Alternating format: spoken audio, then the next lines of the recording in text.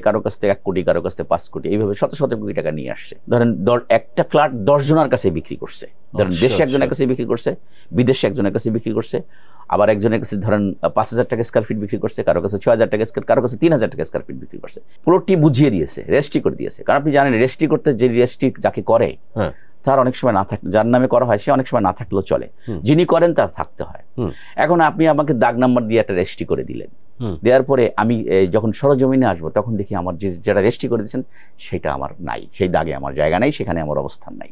Company যখন একটি মানুষকে প্রস্তাব দেয় তখন কিন্তু সে একটা ফর্ম ফিল আপ করে। ফর্ম ফিল আপ করার পরে সে 300 টাকার একটি স্টামে এটা এগ্রিমেন্ট করে। সেই এগ্রিমেন্টটা কি থাকে, সেটা হলো একটা নন রেজিস্টার্ড এগ্রিমেন্ট।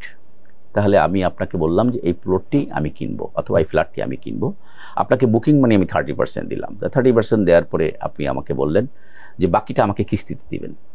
এখন আপনি বিদেশে বসবাস করতেছেন অথবা আপনি দেশেই আছেন, আপনি নিরীহ একটা মানুষ, আপনি চান না গ্যাঞ্জাম করতে, আপনি তাকে টাকা দিলেন।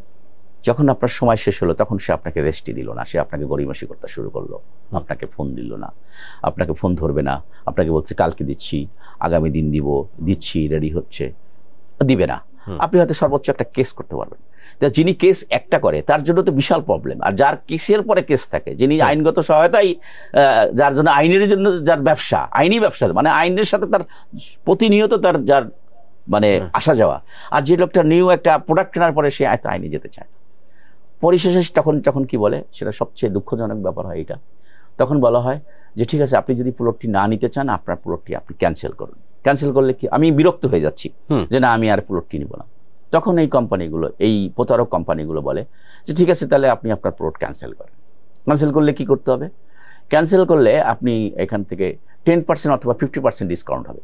দেখেন আপনি কিন্তু 15 বছর আগে আপনি 2 কোটি টাকা দিয়েছিলেন, 15 বছর আগের 2 কোটি টাকা কি এখনকার 2 কোটি টাকার সমান ভ্যালু হবে? আচ্ছা, ভ্যালু তো হচ্ছেই না। ফলে কি হচ্ছে যে আপনি যে প্লটটি কিনলেন, এগেইনস্টে টাকা দিলেন, সেটা এখন আপনি যখন টাকা নেবেন সেখানে 30 লক্ষ টাকা কম পাবে অথবা 20 লক্ষ টাকা কম পাবে। এই যে 20 লক্ষ টাকার কম পাচ্ছেন, এটা তো একটা দুঃখজনক। আপনি টাকা নিয়েছিলেন ধরেন 2016 সালে অথবা 2010 সালে, এখন আপনি 15 বছর বলতেছেন আপনি। তারপরে আবার কি হচ্ছে দেখেন, কত ধরনের জালিয়াতি এখানে।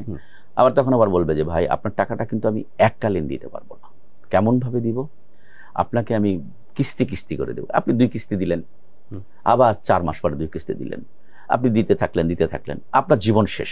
অনেক লোক আছে ব্রিফ কেসে ব্যবসা করে, যেখানে প্রজেক্ট সেখানে অফিস। আচ্ছা আচ্ছা, সেখানেই অফিস। তো আপনি কখনই ইঞ্জিনিয়ার না, কখনই আপনার অফিস নাই, কখনো ইঞ্জিনিয়ার নেই, তা আপনি পুরো প্লাম্বিং বলেন, সিভিল বলেন, তারপরে আপনি আর্কিটেকচারাল বলেন, এগুলো বুঝবেন কি করে?